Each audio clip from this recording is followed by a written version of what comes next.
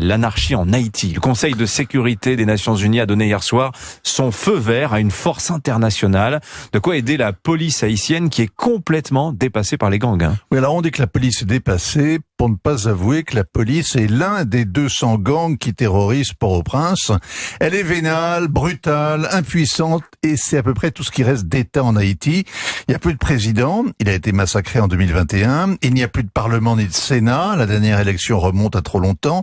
Il n'y a plus de hauts fonctionnaires, ils se sont enfuis à l'étranger. Reste un premier ministre de transition nommé par le président la veille de son assassinat. Ariel Henry fait comme s'il avait été investi. Il a un mort-vivant au-dessus de lui, une administration fantôme en dessous. Bienvenue au pays du vaudou. Ariel Henry fait comme s'il avait une majorité, comme s'il expédiait les affaires courantes, comme s'il allait organiser enfin des élections. En fait, Ariel Henry fait surtout bonne figure à l'étranger. Les Américains, la France, le Brésil, le Canada, l'Europe qui ont besoin d'un interlocuteur. Et le secrétaire général de l'ONU qui s'égosille depuis 1 an pour envoyer une force multinationale sur place. Mais une force qui ne soit pas des casques bleus. On veut du muscle, pas des babysitters. Car depuis 1 an, les gangs lourdement armés ont resserré leur emprise sur Haïti. En moyenne, 10 meurtres par jour, des enlèvements par milliers, des massacres aveugles, des viols collectifs. Au total, cette année, 2 fois plus de civils qu'en Ukraine ont été tués dans cette guerre qui ne dit pas son nom.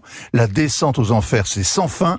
On peut toujours creuser plus profond. Alors, c'est le Kenya qui va diriger cette force internationale. Les Américains vont assurer la logistique. Anthony Blinken a promis 100 millions de dollars. L'Europe aussi paiera. Les pays de la Caraïbe viendront en voisin. Mais c'est le Kenya qui fournit les gros bataillons, 1000 hommes aguerris.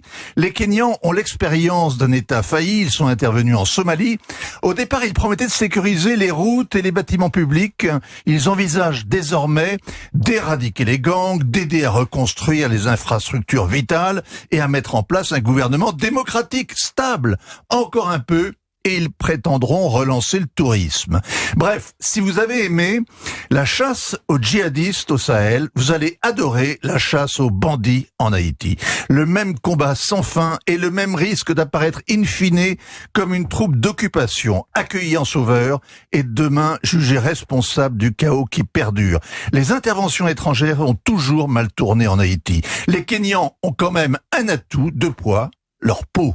Contrairement aux Américains et aux Européens, ces frères africains ne peuvent pas passer pour des néocolonialistes. Mais est-ce que cette police kenyane, Vincent, est efficace? Alors elle est dénoncée par les organisations de défense des droits de l'homme pour sa violence. Amnesty a recensé pour l'année en cours 30 manifestants morts sous les tirs de la police kenyane.